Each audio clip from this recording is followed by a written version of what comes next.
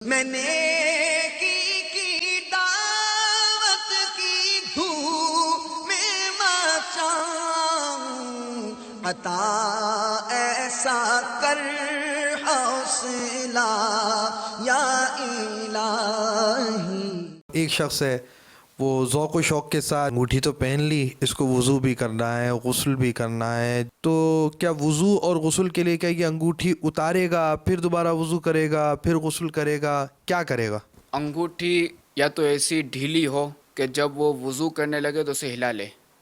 جیسا کہ مفتی محمد امجد العظمی علیہ رحمۃ اللہ القوی اپنی مایہ ناز تصنیف بحر شریعت وضو کے مستحبات میں فرماتے ہیں کہ اگر انگوٹھی ڈھیلی ہے اور اس کے نیچے پانی بہنا اگر معلوم ہو جاتا ہے تو یہ مستحب انگوٹھی کو حرکت دینا۔ اب اگر انگوٹھی اتنی ٹائٹ ہے کہ اب اگر وہ نل کے نیچے انگلی رکھتا ہے اپنی اور پانی اگر نہیں بہہ سکتا تو اب جو ہے وہ اس کو ہلانا فرض ہوگا، کہ چونکہ بال برابر مقدار بھی اگر وضو میں دھونے سے رہ گئی تو اس کا وضو ہی نہیں ہوگا، جس طرح وضو نہیں ہوگا اور غسل اگر فرض ہوا تو وہ غسل بھی ادا نہیں ہوگا۔ تو اس لیے ایسی انگوٹھی پہننی چاہیے عیدین میں بھی کہ جو ڈھیلی ڈھالی ہو۔ پیتل کی، لوہے کی، اس طرح کی انگوٹھیاں پہننا کیسا ہے؟ صدر الشریعہ بدر الطریقہ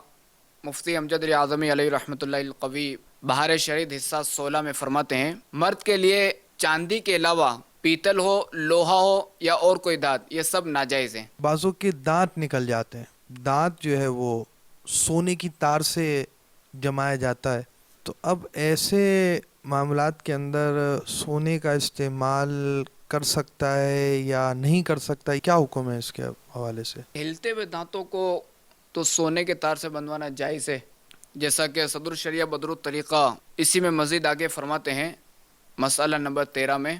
ہلتے ہوئے دانتوں کو سونے کے تار سے بندھوانا جائز ہے، اور اگر کسی کی ناک کٹ گئی ہو تو سونے کی ناک بنوا کر لگا سکتا ہے۔ ان دونوں صورتوں میں ضرورت کی وجہ سے سونے کو جائز کہا گیا، کیونکہ چاندی کے تار سے دانت باندھے جائیں یا چاندی کی ناک لگائی جائے تو اس میں تعفن پیدا ہوگا۔ میں نے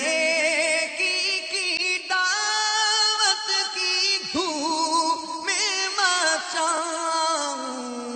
عطا ایسا کر حوصلہ یا الہی۔